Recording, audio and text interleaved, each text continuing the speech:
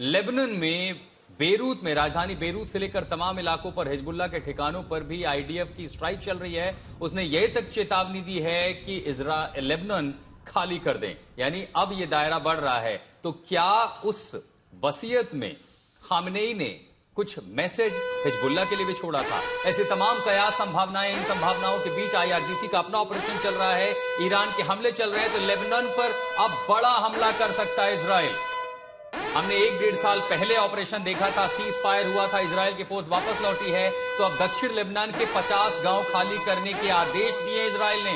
लोगों से कहा सुरक्षित ठिकानों पर चले जाएं। यह संभवतः दक्षिण का इलाका है। 50 गांव को खाली करने के बाद जब हिजबुल्लाह के खिलाफ ऑपरेशन डिसमेंटलिंग चल रहा था, तब भी कहा गया था कि गांव में लोग ना रुके, क्योंकि वहीं पर हिजबुल्लाह ने उन्हें ह्यूमन शील्ड बनाया था। अशरफ वानी हमारे सहयोगी बने हुए। अशरफ, ये जो ह्यूमन शील्ड की तरह हिजबुल्लाह भी इस्तेमाल करता है, 50 गांव खाली करने का एक संकेत तो मैं समझ सकता हूं कि अब इजराइल की जो उत्तरी सेना है, उन्होंने रिजर्व्स को बुलाए हैं, वो लेबनान पेनिट्रेट करने जा रहे हैं। बिल्कुल। और अगर हम इस दक्षिणी इलाके की बात करें, वो पिछले 2 साल से खाली पड़े हैं। वहां पर जितना भी इंफ्रास्ट्रक्चर लेबनान के इन गांवों में था, वो पहले ही ध्वस्त कर चुका है इजराइल और इजरायली एयरफोर्स। सभी इमारतें, सभी रिहायशी घर, उस पूरे पैच में जो है, उस जिन 50 गांवों की बात हो रही है, वो पूरी तरह से सिविलियन आबादी से खाली है और वहां पर कोई इंफ्रास्ट्रक्चर, सिविलियन इंफ्रास्ट्रक्चर बचा नहीं है। लेकिन हाँ, इतना जरूर है कि जो ताजा हमले हिजबुल्लाह ने शुरू किए हैं, वो छोटे रॉकेट्स हैं और वहीं से जो है ये रॉकेट्स, क्योंकि लेबनान में सरकार भी चल रही है जो नहीं चाहती कि हिजबुल्लाह कहीं से भी जो है कंट्रोल ले ले साउथ लेबनान का या उस सीमावर्ती इलाके का। वहां पर पिछले महीनों में लेबनान की सेना ने कोशिश की थी वहां जाए यूनाइटेड नेशंस के पीस कीपर्स के साथ, लेकिन उस पर भी जो है आपत्ति इजरायली सेना ने वहां पर जताई। यहां तक कि उन्होंने ये हमला किया United Nations peace keeping force को, जिसमें भारत के भी कुछ सुरक्षा कर्मी जो है शामिल हैं।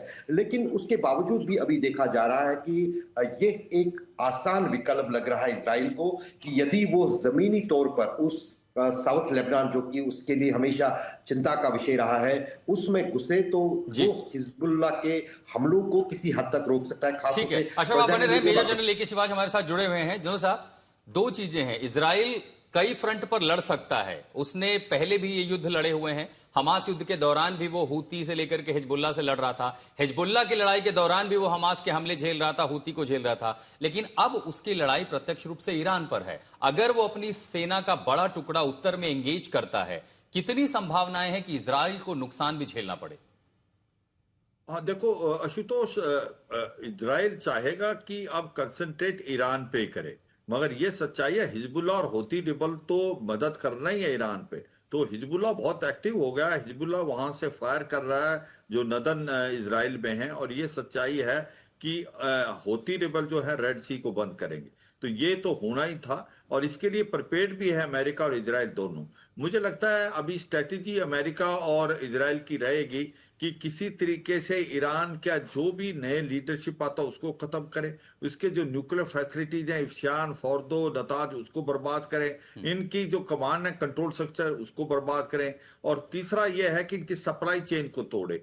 ये बड़ी इंपॉर्टेंट चीज है क्योंकि मनोबल तोड़े और सीआईए और मोसाद के जो एजेंट इन्फिल्ट्रेट कर चुके हैं ईरान में, वहां पर विद्रोह की स्थिति पैदा करे, क्योंकि मल्टीप्रोंग स्ट्रेटेजी से जाएगा अभी अमेरिका और इजराइल। और क्योंकि अमेरिका को अब सपोर्ट मिलने लगे, यूके, फ्रांस, जर्मनी, वो भी खुल के इनके साथ आने, अपने बेसिस भी दे रहे हैं। मगर जो ईरान की स्ट्रेटेजी क्या रहेगा, इस लड़ाई को लंबा खींचे। ज्यादा लंबा तो वो खींच नहीं सकते क्योंकि उनके पास जो जमावड़ा है मिसाइल्स का, वो 2500 से 3000 है। उनके पास शाही ड्रोन है, लॉटरिंग अम्यूशन है, कामिकाजी ड्रोन है ये। मगर वो जितना होगा खींचेगा। दूसरा, वो मिडल ईस्ट को इन्वॉल्व करेगा, रीजनल वार कोशिश करेगा, इन कंट्रीज की इकोनॉमी को हिट करेगा, जिससे अमेरिका के हितों को हिट हो। एक प्रकार से वो प्रेशर डाले अमेरिका को कि लड़ाई बंद करे, डोमेस्टिक प्रेशर भी आए अमेरिका। जनरल शिवाज रोक रहे हैं आपको। एक बड़ी खबर आ रही है बहरीन को लेकर के। ईरानी सेना ने फिर बड़ा दावा किया है, यानी लगातार जहां जहां पर हमले कर रहा है सऊदी, यूएई, बहरीन, कुवैत को लेकर के, कि बहरीन का यूएस बेस ध्वस्त कर दिया है।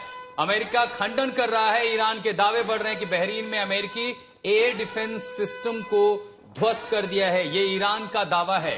संदीप उन्नीथन हमारे साथ बने हुए। संदीप, पेट्रियट की जो ताकत है मिसाइल्स के, वो अब तो पूरी दुनिया ने वो देखी हुई है। क्या ये संभव है कि बहरीन में, और हमने सबसे ज्यादा देखा बहरीन को नुकसान बहुत ज्यादा हो रहा है, अब छोटा देश है, संभवतः उसके पास उस तरह की फायर पावर नहीं है, मिलिट्री नहीं है, एयर एसेट्स नहीं है, बहरीन को खास कोई मकसद टारगेट करने का? आशुतोष, बहरीन में जो है सेंट्रल कमांड की सबसे इंपॉर्टेंट बेसिस है और यहाँ पर यूएस 5th फ्लीट तैनात है, उनकी बेस यहाँ पर है। और हमने कुछ घंटे पहले कई सारे विजुअल्स ऐसे देखे, ईरानियन जो शाहिद ड्रोन है उन्होंने एक रडार को डिस्ट्रॉय किया। अब वो दावा कर रहे हैं कि वो एक लार्ज सरफेस सर्च रडार को उन्होंने डिस्ट्रॉय किया। जो वो रडार उन्होंने डिस्ट्रॉय किया वो एक फिक्स्ड रडार था। इसका मतलब है कि हम वो इंस्टॉल करने के बाद उसको हम मूव नहीं कर सकते, एक सैटेलाइट ट्रक की तरह हम उसको मूव नहीं कर सकते। इसी वजह से उन्होंने एक फिक्स्ड इंस्टॉलेशन को टारगेट किया। यानी जबकि अमेरिका के पास पेट्रियट के लिए मूविंग रेडार्स भी हैं, वो उसे कहीं भी मोबाइल कर लेते हैं। पेट्रियट जो है एक मोबाइल सिस्टम है, लेकिन उन्होंने ये जो है फिक्स्ड रेडार्स को टारगेट किया। और ये एक लॉकहीड मार्टिन की एक रडार है, सरफेस सर्च रडार है, जो एयर डिफेंस टारगेटिंग में मदद करती है, कि ये बताती है कि मिसाइल्स कहां से आ रहे हैं, फाइटर एयरक्राफ्ट को पिकअप करती है। तो उस तरह की एक बहुत ही एक बड़े रेडार को उन्होंने टारगेट करने का दावा किया। लेकिन अगर तीसरे दिन को देखें, नुकसान की तस्वीरें सबसे ज्यादा बहरीन में ही आई हैं, ऐसा क्यों? बहरीन जो है एक बड़ी खबर आ रही है, आपको रोक रहे हैं संदीप, एक और बड़ी खबर है, यानी कैसे घटनाक्रम बदल रहे हैं। कहीं से यह संभावना नहीं लगती कि हालात सामान्य होंगे। खाड़ी देश जाने वाली एयर इंडिया की सभी फ्लाइटों को रद्द कर दिया गया है। पहले ही दिन 400 से ज्यादा फ्लाइट प्रभावित हुई थी, तो 2 मार्च तक के लिए अब सारी उड़ानें रद्द कर दी गई हैं। इसकी वजह है युद्ध तनाव की ऐसी स्थिति। यूएई, सऊदी अरब, कतर जाने वाली उड़ानें रद्द हैं, यानी पाकिस्तान के पीछे जहां से मिडिल ईस्ट की ये तमाम सीमाएं शुरू होती हैं, वहां पर अब उड़ानें नहीं भरी जा सकती। जाहिर है इसका असर सीधे सीधे पश्चिम देशों की, यूरोप से लेकर के अमेरिका, कनाडा जाने वाली फ्लाइट पर भी इसका असर होगा। यानी आप समझिए कि दुनिया के वो बड़े मुल्क जहां पर ट्रांजिट पॉइंट है, वहां सैकड़ों नहीं बल्कि हजारों की संख्या में मुसाफिर फंसे होंगे। अकेले यूएई ने 20,200 मुसाफिरों को शरण दी है। उसने यहां तक आदेश दिया है कि अगर कोई चेकआउट कर रहा है, होटल में रह रहा है, उसके पास पैसे नहीं है, तो पैसे उसे सरकार देगी, ताकि नागरिकों को असुविधा ना हो। ये आप एयरपोर्ट की तस्वीरें देख रहे हैं, कैसे मुसाफिर जो हैं वो तमाम परेशान हैं। क्या दिल्ली, क्या मुंबई, देश के अलग अलग वो शहर जो मिडिल ईस्ट, आपको बताएं लगभग 8 मिलियन 80 लाख लोग मिडिल ईस्ट देशों की ओर वहां पर रहते हैं, काम करते हैं। और इसका असर सिर्फ मिडिल ईस्ट पर नहीं होगा, बल्कि इसका असर पूरे विश्व पर होगा। दिल्ली एयरपोर्ट पर हमारे सहयोगी अमित भारद्वाज हमारे साथ जुड़ रहे हैं। अमित भारद्वाज, तस्वीरें दिखाइए और बताइए अभी फिलहाल दिल्ली एयरपोर्ट या डायल या फिर एविएशन जो अथॉरिटी है वो क्या कह रही है?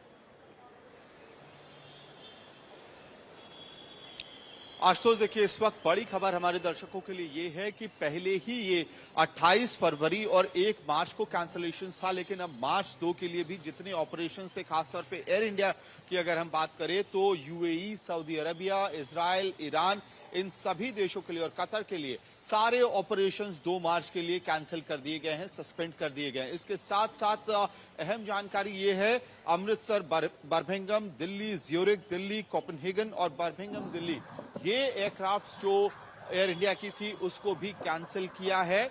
लेकिन एक थोड़ी राहत की खबर जरूर हम अपने दर्शकों को इस वक्त देना चाहेंगे। हमने देखा था कि किस तरह से यूरोप के अलग अलग डेस्टिनेशंस के लिए और अमेरिका के लिए भी जो फ्लाइट्स उड़ रही थी उसमें कैंसिलेशन की खबरें आ रही थी, लेकिन अब री रूटिंग शुरू कर दी गई है।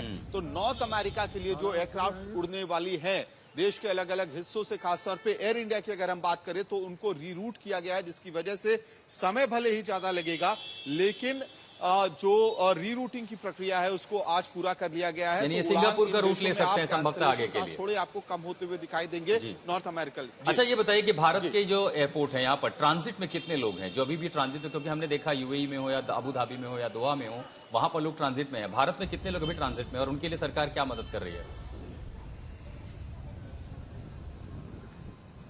आशुतोष, देखिए निश्चित रूप से ये मुश्किल समय उन लोगों के लिए होता है जो छुट्टियों के लिए, बिजनेस के लिए अलग अलग देशों में जा रहे होते हैं। और आप जैसे इंडियन कम्युनिटी की बात कर रहे थे, वैसे ही यहाँ पे अलग अलग देशों का डायस्पोरा या बिजनेस ग्रुप भारत में आता है, खासतौर पे राष्ट्रीय राजधानी दिल्ली हो या फिर मुंबई हो या बड़े शहर हो वहां पर। और ऐसी स्थिति में जब आप एयर ऑपरेशंस काम कर नहीं रहे हैं, एयर स्पेस रिस्ट्रिक्शंस लगातार बढ़ता जा रहा है, तो मुश्किलें बढ़ती हैं। अब हमने देखा है कि किस तरह से खासतौर पे अबू धाबी में जिस तरह से नोटिफिकेशन निकल के आया कि वहां जो लोग फंसे हुए हैं होटल में ऑलरेडी हैं और चेकआउट का समय हो गया है, लेकिन वो बियॉन्ड उनके कंट्रोल, उनको उस देश में रहना पड़ रहा है, तो सरकार वहां पे उनके बिल्स को कवर कर रही है। तो क्या यहाँ पे भी ऐसा होने वाला है, ये बड़ा सवाल है। लेकिन हम मिनिस्ट्री ऑफ सिविल एविएशन के मार्फत से खबर जरूर बता सकते हैं ठीक है, जैसे जानकारी आपके पास आ गई हम फिर आप तक लौटेंगे। तो दिल्ली में भी, दिल्ली से, मुंबई से या भारत से अनेकों ऐसी फ्लाइटें हैं जो पश्चिम की ओर जा रही हैं, जिनको रद्द करना पड़ा। एक और बड़ी खबर का रुख कर लेते हैं। ईरान ने इजराइल के 2 शहरों पर फिर से हमला किया है।